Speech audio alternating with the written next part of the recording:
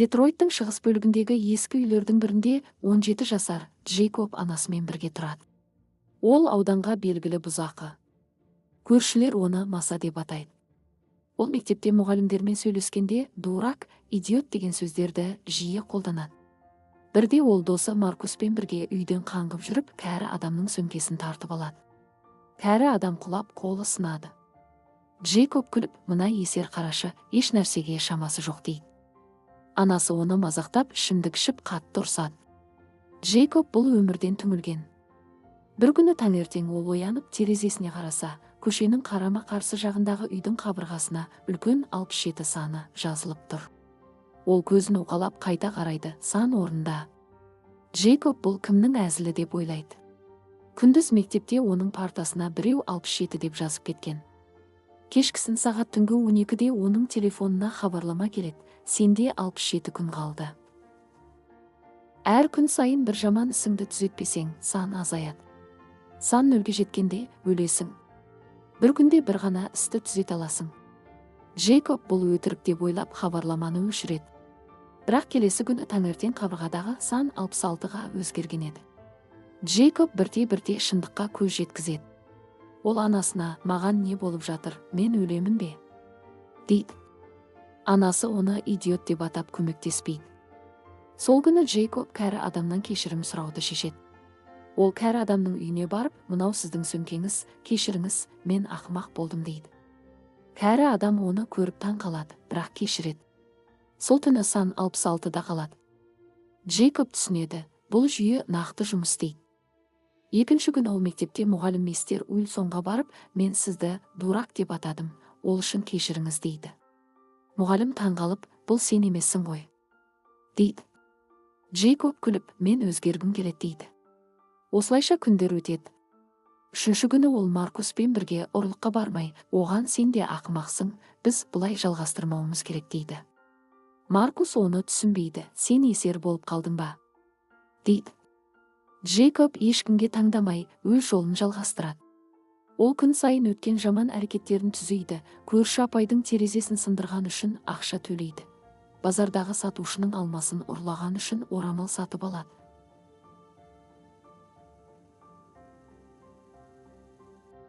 20-шы күнге келгенде қабырғада 47 саны тұр. Джейкобтың анасы енді оны мақтай бастайды. Балам, сен өзгеріп жатырсың, мен мақтан тұтамын дейді. Джейкоб бірақ іштей күйзелісте, мен әлі көп қателіктер жасағанмын, олардың бәрін түзей алар ма екен деп ойлайды. 30-шы күні ол мектептің кітапханасына барып, өзі қиратып кеткен кітаптардың орнына жаңаларын сыйға тартады. Кітапханашы оны құшақтап, сен бұрынғы бұзақы емессің ғой, дейді. Джейкоб, мен әлі де дурақпын, бірақ азырақ деп күледі. 45-ші күн. Сан 22. Джейкоб ең ауыр күнәларын есіне түсіреді. 2 жыл бұрын ол көшеде бір үйсіз адамды ұрып тастап, оның ақшасын тартып алған. Сол адам ауруханаға түсіп, кейін қайда кеткенін Джейкоб білмейді. Бірақ ол оны табуға уәде береді. Күндер бойы көшелерді аралайды, ақыры бір баспанада сол адамды табады. Аты Джонни мүгедек болып қалған екен. Джейкоб оған, мен сені идиот деп ұрғанмын, мені кешір дейді. Джонни басында ашуланады, бірақ Джейкоб әкелген ақшаны және тамақты көріп қайтарып, сенің жүрегің өзгергенін көріп тұрмын. Балам, кешірдім дейді. 50-ші күні сан 17-ге жетеді.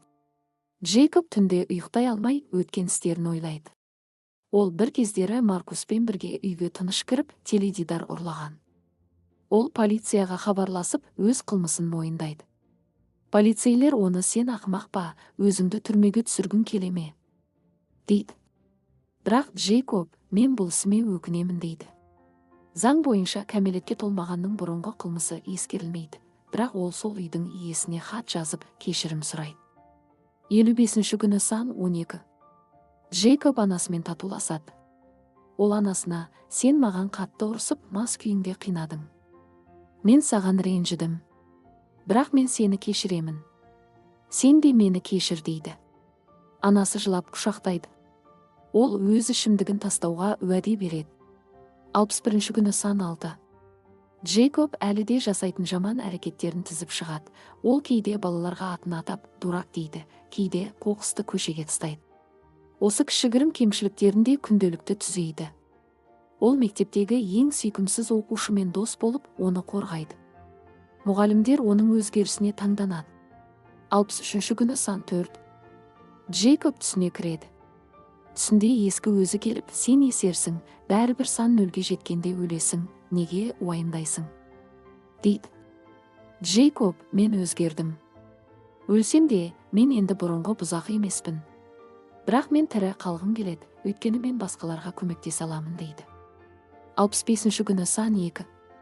Джейкоб өміріндегі ең үлкен қателігін түзеуге бел байлайды. Ол 14 жасар кезінде өзінің інісі Тиммиді абайсызда бір соққымен жығып, Тиммидің басынан жарақат алған. Інісі содан бері ақылға кенже болып қалған. Джейкоб бұл істі ешқашан мойындамаған. Ол үйге келіп Тиммидің алдына жығылып, мен сені соқтым, сол үшін кешірім сұраймын. Мен идиот болдым. Енді саған қарайтын боламын дейді.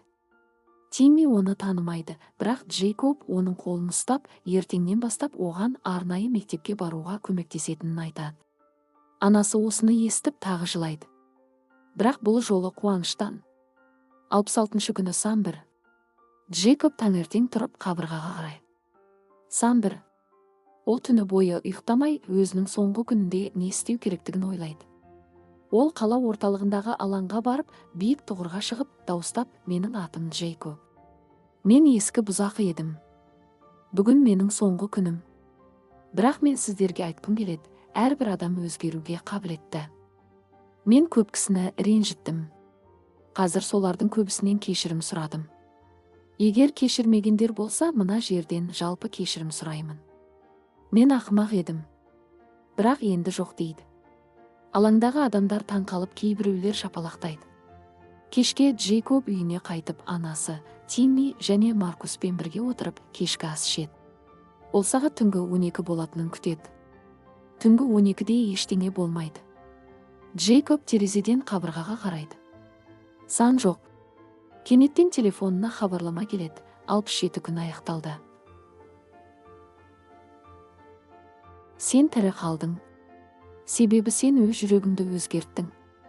Енді бұрынғыдай бұзақы болма. Өмір сүр. Джейкоб жылап анасына жүгіріп барып құшақтайды.